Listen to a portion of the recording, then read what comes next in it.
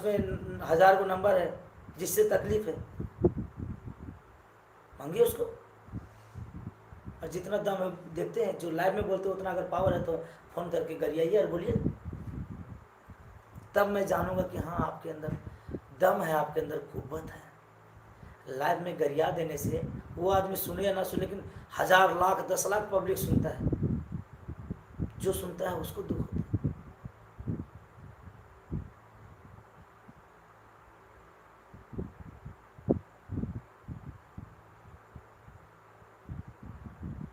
काबिलियत से आगे बढ़िए, गाली गलों से नहीं। और मैं चैनल वाले आप लोगों को बार बार कहता हूँ भाई, अगर बुरा लगा हो बात तो अपना भाई समझकर माफ़ कीजिएगा, लेकिन रियलिटी ध्यान दीजिएगा। एक गाली, एक आदमी को यूट्यूब पे गाली दिया, नया ट्रेंडिंग में चल रहा है, हर कोई वही वीडियो को अपलोड कर दे रहा है यूट्यूब पे। अजीब हाल है यार।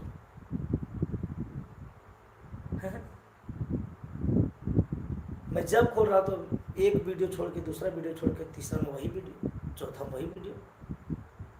अरे बेटा तुम लोग पागल हो गए हो क्या यार, गाली वाला वीडियो डाल रहे हो यूट्यूब चैनल पे। किसी कलाकार का इंटरव्यू ले लेता है, छोटा मोटा कलाकार जो आपके गांव क्षेत्र के हैं, उसका इंटरव्यू लीजिए ना, उसमें लोग देखेंगे तो मज़ा आएगा, आपको भी मज़ा आएगा इंटरव्यू लेने में, आपका भी प्रैक्टिस हो जाएगा, बड़े बड़े कलाकार का इंटरव्यू लेने में मदद आ जाएगा, उसको देने में मज़ा आएगा, उसको लगेगा कि यार मेरा इंटरव्यू ले रहा है कलाकार, और मेहनत करेगा और जोश से, मेरा इंटरव्यू लेने आया था फलना चैनल वाले, आगे बढ़ेगा।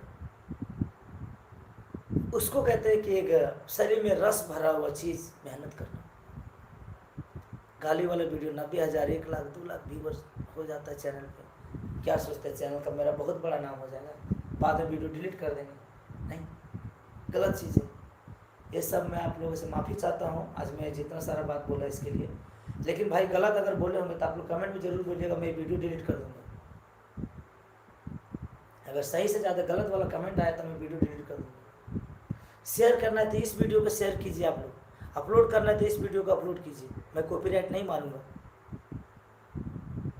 अगर आप लोगों को ये वीडियो सही लगा होगा, मैं हर चैनल वाले को बोलता हूँ, मैं कॉपीराइट इस वीडियो के लिए मैं नहीं मारूंगा आप लोग को। आप लोग बिंदास इस वीडियो को डालिए ताकि लोगों को पता चले। मैंने एक बार फिर से बता दे रहा हूँ, और मैं बताया भी कि खेसारी भैया जो गाए हैं, ये लेकिन मैं खेसारी जी का पक्षपात ले रहा हूँ, नहीं, उनका दिमाग में ये था कि किसी भी लड़की का जब विवाह होता है ना, तो लड़का स्टार्टिंग में जब देखा देखी होता है तो उसके मम्मी पापा को आंटी और अंकल ही बोलते हैं, तो आंटी का मतलब चाची होता है। शादी होने वाला है उसकी बेटी से, लेकिन फिर भी मैं आंटी बोलता हूँ और अंकल बोलता हूँ। तो खेसारी भैया ये सोच कर बोले कि चाची के बाची सपनवा में आती है, मतलब आंटी वही। हाँ, ये भी बात है कि चाची की बेटी बहन लगती है, ये बात को हम मानते हैं भाई, लेकिन को उतना उल्लू नहीं है कि अपना बहन को बोलेगा कि वो सपना में आती है।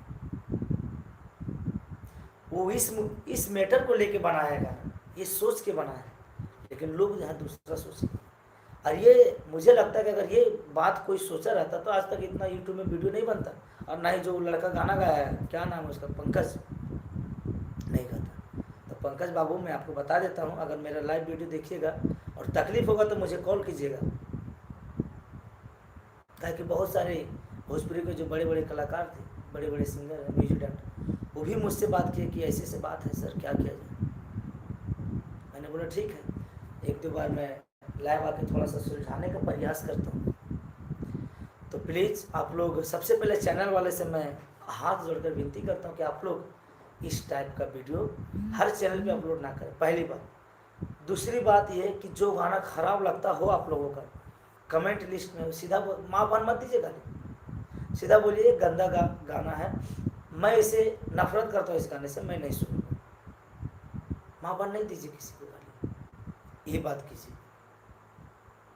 ऑटोमेटिक वो वीडियो अगर मतलब सिंपल है यार, लाइक से ज़्यादा डिसलाइक आ जाएगा वीडियो में, और लोग भी देखिए व्यू बढ़ जाता है, बढ़ता कैसे पहले मैं बता देता हूँ कि लाइक से ज़्यादा डिसलाइक आ गया, बढ़िया कमेंट से खराब कमेंट ज़्यादा आ गया,